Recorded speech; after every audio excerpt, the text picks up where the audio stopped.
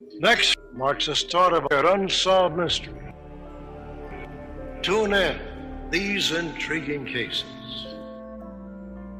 The following is based on conjecture and speculation, and should no way be associated with fact, fiction, science, or otherwise. Here we go. They parasite a human's brain. This top cap thing on the top of their head comes out. They can do this once in their life. There's enough information and stories of such all across the internet if you just want to do a search on Google. And they mimic human behavior. It knows that its life is dependent on it mimicking human behavior, so it does really well. Even with other animals, it's smart enough to instinctually mimic the animal's behavior. Ancient astronauts. Ancient astronauts. Ancient astronauts. Good evening. Reptilians. Yeah. To some, it's just a pastime, something to read about. What I'm talking about here is a belief system. The fact is that no one can find any real evidence for all of their beliefs. They depend on people not believing they're really there. You would not, you would have a hard time believing it. Even within a secret society, only a tiny few at the core of the core know the real story. To others, it's research and taken seriously. If you don't agree on the reptilian phenomenon being even possibly or remotely real, that's fine. And the real story is that these entities exist and that they are the force behind the scenes that is manipulating human affairs. But the voice you're listening to right now had an experience which strongly implies that this species of being, these reptilians, do exist. Ancient astronauts. I am totally convinced. And I would love to share the person's name with you who shared some information with me about the reptilians. Beyond a shadow of a doubt that there are such things as reptile aliens. But I can't and I won't due to the implications of it. And what might come my way, to be honest. I have not seen Hillary Clinton actually shapeshift, but she is involved. What's a reptile? How does it lure its victims into its grasp? Enough to partake in. What reptiles use to lure humans into their grasp of deception? To create such an amount of prey that they're everywhere, acting in the ways disregarding the safety of themselves and others, would go unnoticed if the majority of people were programmed to prey.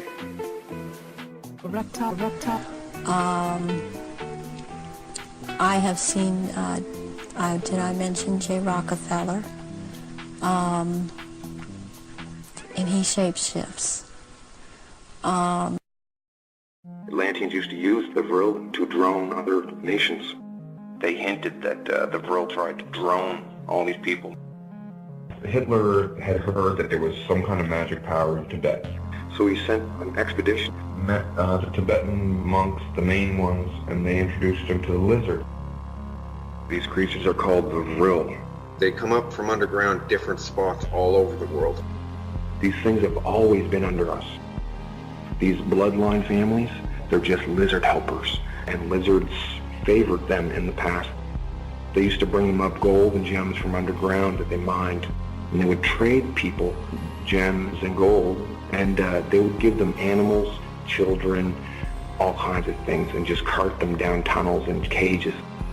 They come up underneath the underground bases. The underground bases have connecting tunnels underneath of them, and they go way down deeper. There's a 1 to 1.5 foot tall one. That's the Vril Type 1. Vril Type 1s are real dumb. Little dragons, those are the Vril Type 1. There's a Type 2 that is not parasitic, but it's still vicious, nasty, carnivorous. They're all carnivorous. Vril Type 2 are a little smarter. And there's a Type 3 that's 8 feet tall, has a real long neck, and looks like a gray alien. And Vril Type 3 run the previous two kinds.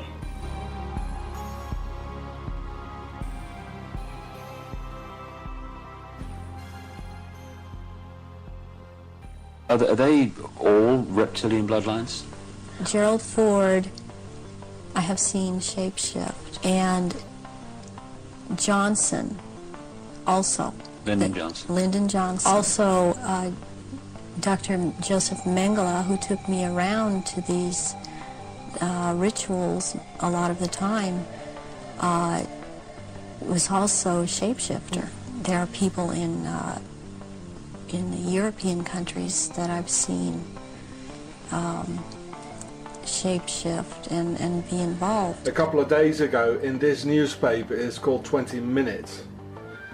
It was in the newspaper that a genetic analysis company, which is called iGenia in Zurich, they had the Swiss genetic pool run through their systems and compared it with the pharaohs. It came out that each second Swiss has a pharaonic genetics. These people, they are not Europeans. They might look like Europeans, but they certainly don't behave like Europeans. Yeah, they call them demons and everything, Oni and gremlins and mimics, doppelgangers, everything like throughout history, and everybody keeps them a secret somehow. Where do the rituals take place that you've been involved in, involving the British royal family? Glamis Castle, Stonehenge, Balmoral Castle, and there is a Mothers of Darkness castle or chateau in Brussels, Belgium. They've been there too, and also in France. Their skull form, the form of their skull, is very pharaonic. It's called dolichocephalic, and there's a very high concentration of this in all over Switzerland.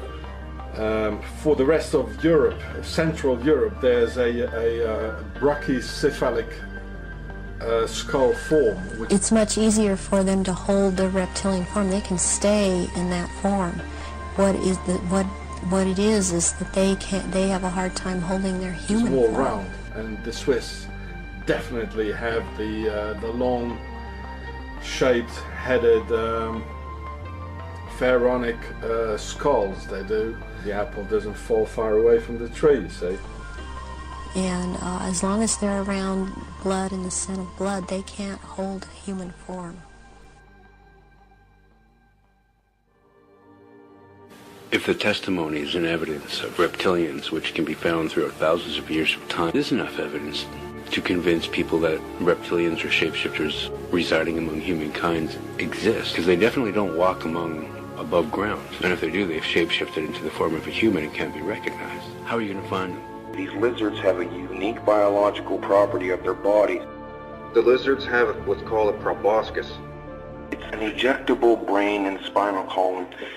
The small ones they use to drone people, because the proboscis on young lizard type 1s, they're small enough to go into an eye and not ruin the eye. They parasite a human's brain. This top cap thing on the top of their head comes out. They can do this once in their life. There's enough information and stories of such all across the internet if you just want to do a search on Google. If one species can see in the light, and we have other animals all around that are able to see in the dark, and humans are discovering these underground cities and labyrinths of tunnels and ask themselves, how are these built in sheer darkness? All the while, they're petting their dogs and cats, which can see in the dark. It pulls their spinal column along with it. The human would have to be restrained or unconscious.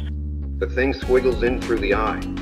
It does a spiral around the optic nerve all the way to a certain point. It then starts what they call sweating the quill. The spinal cord stuff comes out of the spinal cord, and it's everything that the lizard is. The lizard's whole body is dead, and it can't go back in. It's one way. The juice that's in the spinal cord gets excreted out of the tip of this thing. They're parasitic cells. The parasitic cells go into the brain. The old person's consciousness is gone. The body is absolutely, totally dominated, and the lizard is smarter as a human, and they mimic human behavior. And it knows that its life is dependent on it mimicking human behavior, so it does really well. Even with other animals, it's smart enough to instinctually mimic the animal's behavior. The drones of 100 years ago erased any existence of these Vril lizards from Egyptian carvings on walls. They would smash them, or books that had anything in them about them, they would burn them.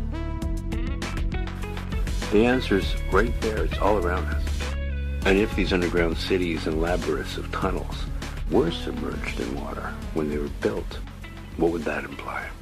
Speak I of ancient Atlantis, speak of the days of the kingdom of shadows, speak of the coming of the children of shadows. Out of the great deep were they called by the wisdom of earth men, called for the purpose of gaining great power. Far in the past, before Atlantis existed, men there were who delved into darkness, using dark magic, calling up beings from the great deep below us. Further came they into this cycle, formless were they, of another vibration, existing unseen by the children of earth men. Only through blood could they have formed being, only through man could they live in the world. In ages past were they conquered by masters, driven below to the place whence they came, but some there were who remained, hidden in spaces and plains unknown to men. Lived they in Atlantis as shadows, but at times they appeared among men. Aye, when the blood was offered, for they came, they to dwell among men. In the form of man they amongst men, but only to sight were they as are men. Serpent-headed when the glamour was lifted, but appearing to man as men among men. Crept they into the councils, taking forms that were like unto men, slaying by their arts the chiefs of the kingdoms, taking their form and ruling over man. Only by magic could they be discovered, only by sound could their faces be seen. Sought they from the kingdom of shadows to destroy man and rule in his place.